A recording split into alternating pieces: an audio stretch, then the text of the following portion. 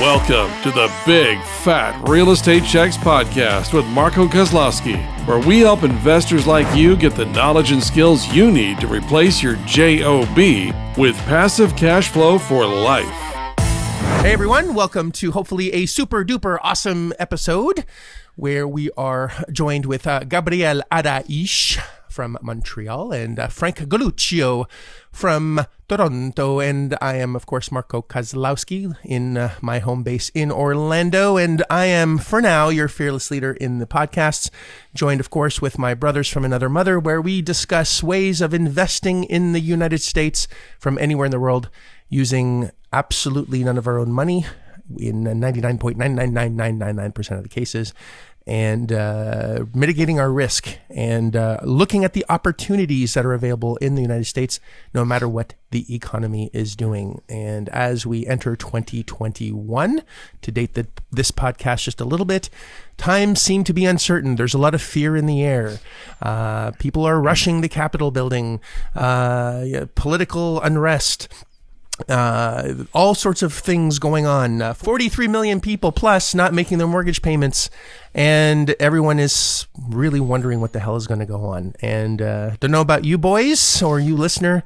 I have lost my crystal ball. It broke in the 80s and I have not been able to get it to work since. I have a magic 8-ball, but it doesn't give me always the right information. So today we're going to see if we can glean a little bit of information based on what the big boys, the big girls are doing. I've been saying from I'd say almost for 9 months now that 2021 is probably going to be the best year to buy real estate since the big crash in 2008.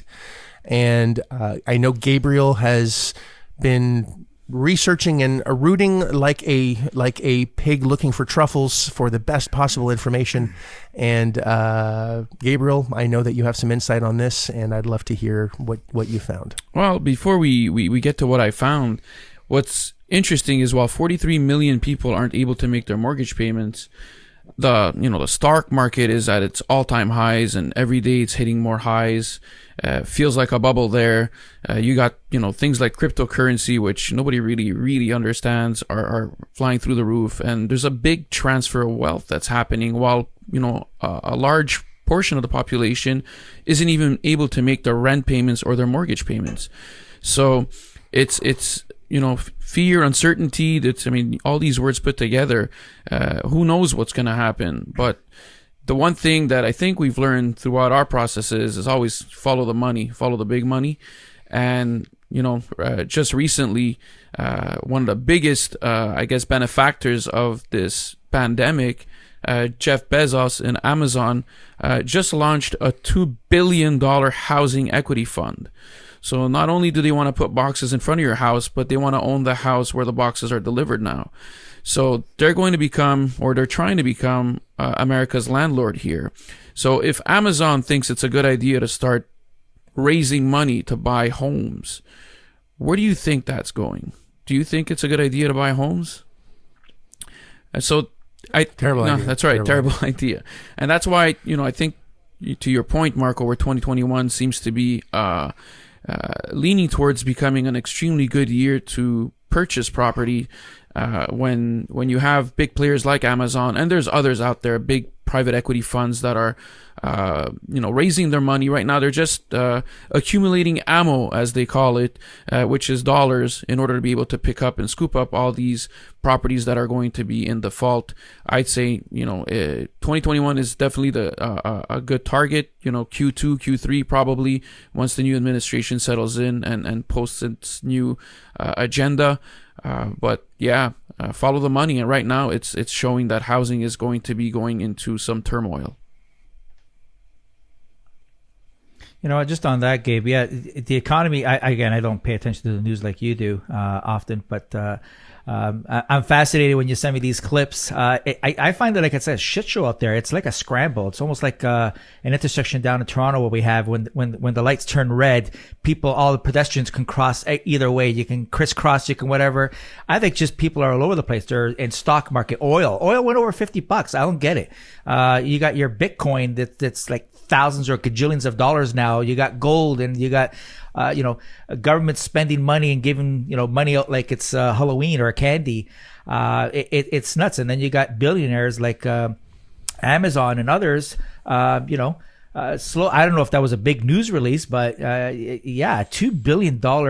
That's just the start. I think they're just testing the waters with $2 billion, and it was residential. They clearly said residential housing fund. So again, I think it's anyone's guess, and whichever corner you're in at the end, when the light turns, I guess, red or green again, is the winner chicken dinner. So it's up in the air. I put my money on real estate. It has that long history of being successful and making a lot of people wealthy. Well, just to speak to, the musical chairs, everyone's dancing around and one chair is gone, and whoever sits down, the person standing up is the left one standing out.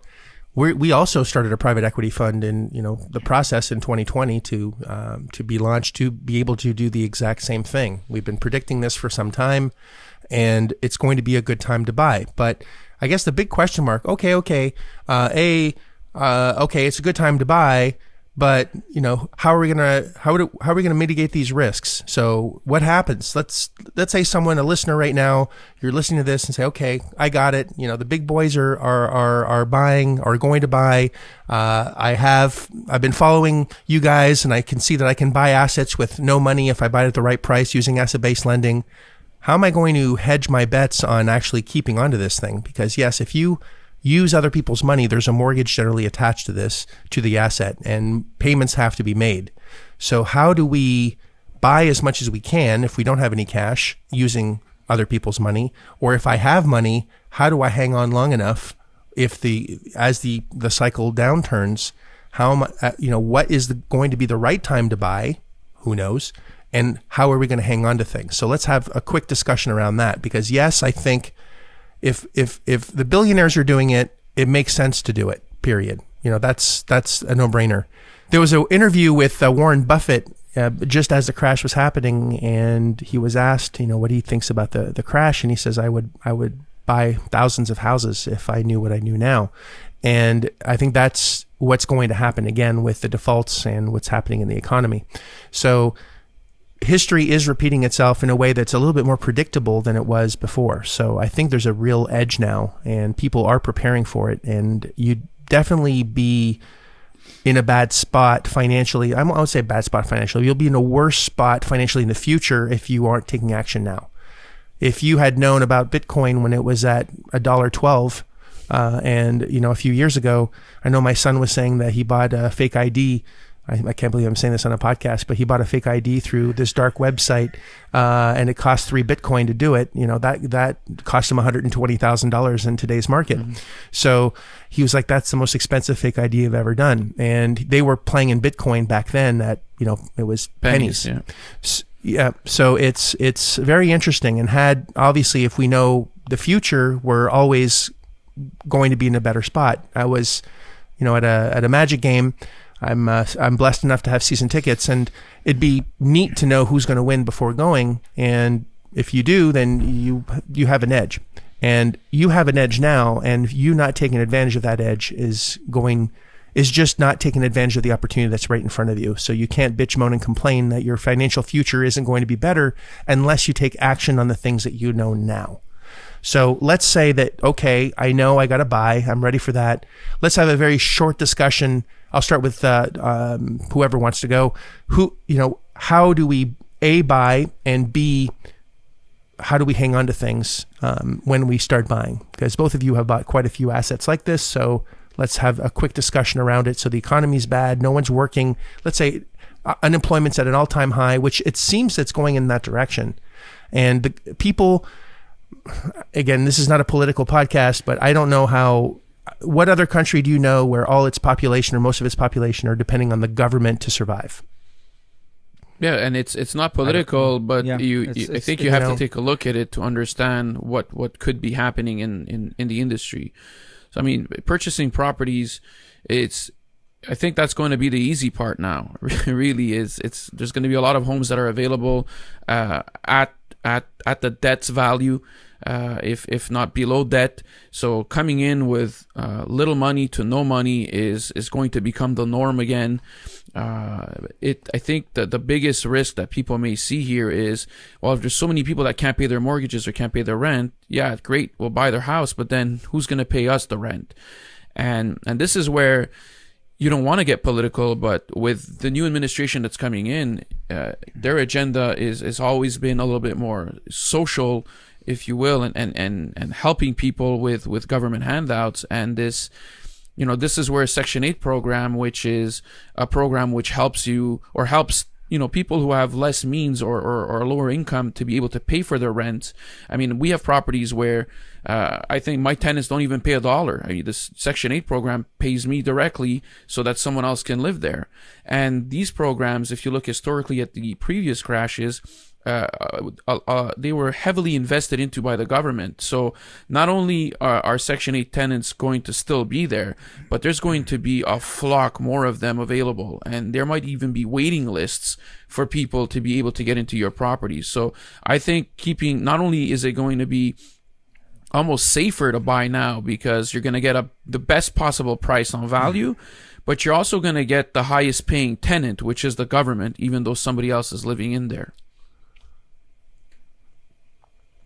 Yeah, just to add to what Gabriel said, with respect to purchasing properties now, it's not that it's you're shooting like a shotgun into a barrel when you're fishing, but there is a lot of people exiting right now. They know they're in deep water. They know they're in arrears. They probably missed 3, 4, 5, 6 mortgage payments, and they know the inevitable is coming. And what they're doing is, some of them are, if their house is worth, $400,000 or $300,000 or whatever the case is, just say $300,000, and they owe $250,000, they know that $50,000 equity is going to be eaten up.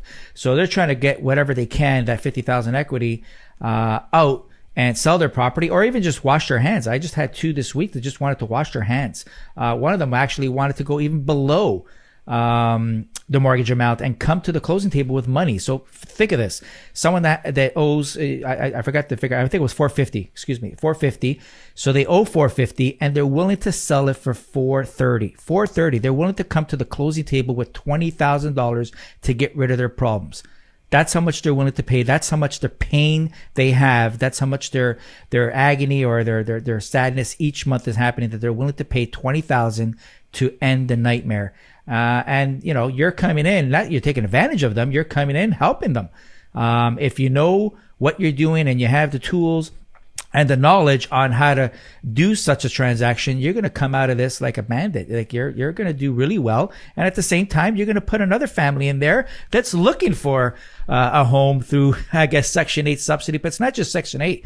I found that there's a lot of the housing communities, counties in each county have their own programs, and Section 8 is just one avenue. There's so many out there. I use an outreach program out in Ocala, Florida. I have a motel there, and I use about 50 agencies, 50 in one city in Ocala. Ocala's not a huge city. That's 50 or 15? 50. Like Hawaii 50.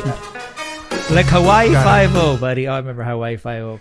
But yes, there's 50 agencies out there to help those that are less fortunate or that are going through hardship or temporary hardship. So there's a lot coming out of the woodworks. And now with this pandemic, people losing their job and industry changing, it's just gonna be more in abundance. So finding tenants is not a problem. And I think finding a property is not going to be a problem. Obviously, you got to put work into it. You got to roll your sleeves up. It's not just going to come at you, but it's going to be something that you don't want to miss. At least I certainly don't want to miss. I don't want to look back 10, 20 years and my kids saying, "What did you do in 2020 or 2021?" And they're like, "Well, nothing. We watched." And they're going to bang their head and say, "Well, you idiot! You just missed the." Oh, we did it once. I think they said this is the best time since the. Well, they said this is the best time since the Industrial Revolution. Or since the Depression. So get your feet in there, get your feet wet, jump in, learn this shit, and start doing the difference it. Between then and now is that you have information, you can act on the information, the money is available. If you know where, how to educate yourself on how to get it, you can get access to money. We were just discussing before shooting this podcast, RBC, which is a big bank in Canada, is offering to buy properties in the U.S. at 1.8%, 1.3%, some under 2% mortgages. These Canadian banks are wanting Canadians to invest in the U.S. These are credit-based loan versus asset-based loans, which is what I'm more of a fan of. But shit, at 1.2%, at less than 2%, I'll sign on the dotted line if you buy it at the right price. Always buy at the right price first. There's two things that will screw you, and that is always buying it wrong and not having the right management team or not understanding, who to put in there. So it's very important that you do things right. Education and application of that education is extremely, extremely important. But we could talk about this all day, and I know these podcasts are designed to be short, quick, and informative. And I think the moral of the story here is do it. Educate yourself so you can buy as many as you can at the right price.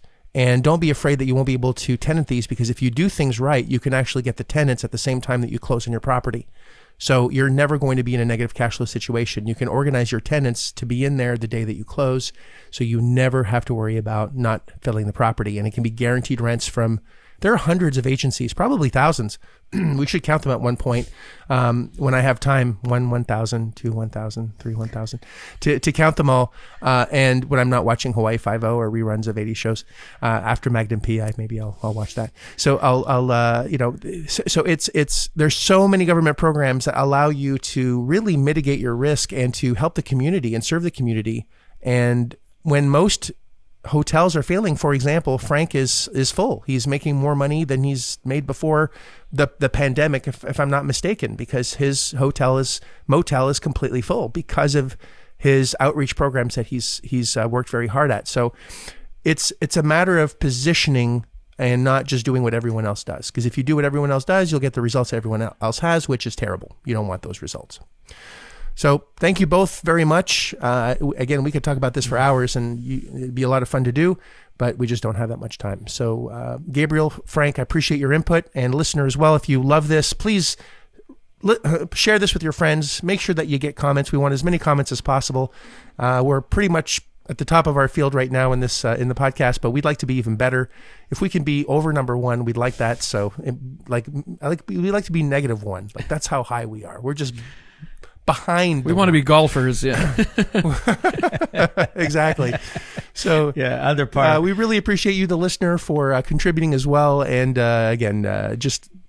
we appreciate you so much. And I know 2021 is going to be the best year that we've seen in a very long time. 2020 was phenomenal. We did very well in 2020 from a purchase perspective. It was just phenomenal. And we just want to help as many humans as possible achieve financial independence by knowing what to do, how to do it, and just taking action. Because without action, nothing happens, obviously. So thanks so much. Have a phenomenal week, month, year, and we will see you on the next podcast. Thank you all. If you like this episode of Big Fat Real Estate Checks, then show some love by leaving a comment and a good rating. Also, as a thank you for tuning in today, we've got a special free gift. The journey to passive cash flow for a life starts by finding deals, and it's easier than you think. Simply go to getdealsbytuesday.com, enter your email address, and we'll send you a free quick start course called Deals by Tuesday. Even if it's 11 p.m. Monday night, this course will show you how to find discounted real estate deals by Tuesday. It's that fast and simple. Go to getdealsbytuesday.com and start your journey toward life-changing cash flow today. Thanks for tuning in, and we'll see you on the next episode.